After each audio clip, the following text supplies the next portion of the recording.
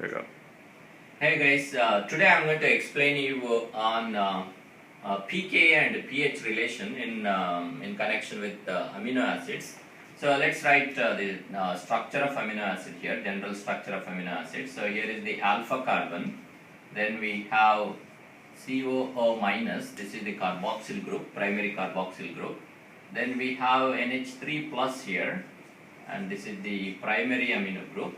We have H here, and all amino acids, they have got side chain, and we'll write that as R group. So initially, let's understand first like why the carboxyl group is in the COO minus form and why amino group is there in NH3 plus form.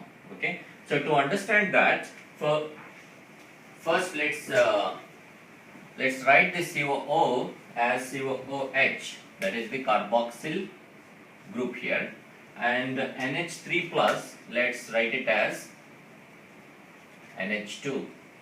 Let's see what happens. Now our blood pH is 7.4. Blood pH is 7.4.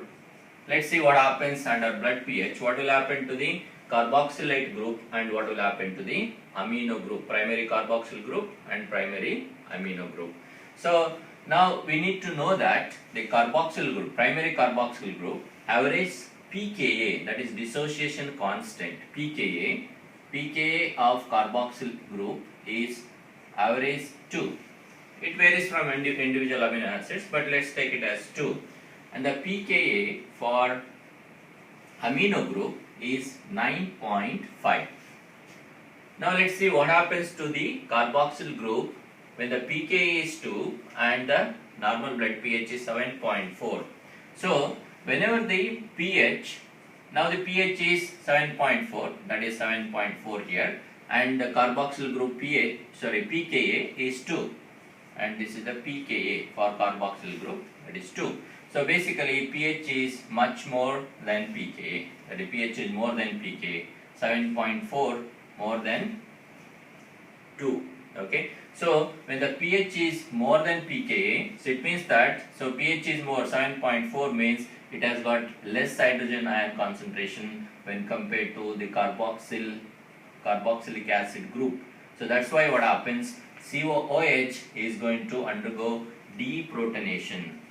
Deprotonation happens whenever pH is more than pKa, 7.4 more than 2. So COOH will undergo deprotonation. So this H will be released into the solution to compensate for the lesser protons that are present there in connection with COOH. So that's what happens. So that is why COOH you are going to see in amino acid under physiological pH as COO minus. Okay. Now let's see what happens with the amino group. Now you know the pKa of amino group, that is 9.5. So now the pH is 7.4. So pH, let's write pH and pKa relation here. So pH is 7.4, that's a blood pH. pKa of amino group is 9.5. Now let's see what is the relation. Now pH is less than pKa, means 7.4 is less than 9.5. So now in relation with NH2, so now the pH is 7.4 here. It means that this pH, basically this has got more protons compared to the pKa of amino group. At that time what happens, the protons that are released from the carboxylic group is now will be added to this group, that is amino group.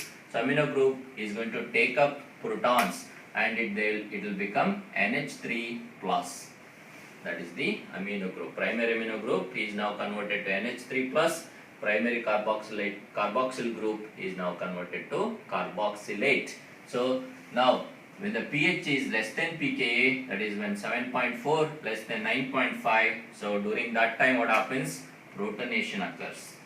Protonation occurs whenever pH is less than pKa. Previously we have seen whenever pH is more than pKa, deprotonation occurs.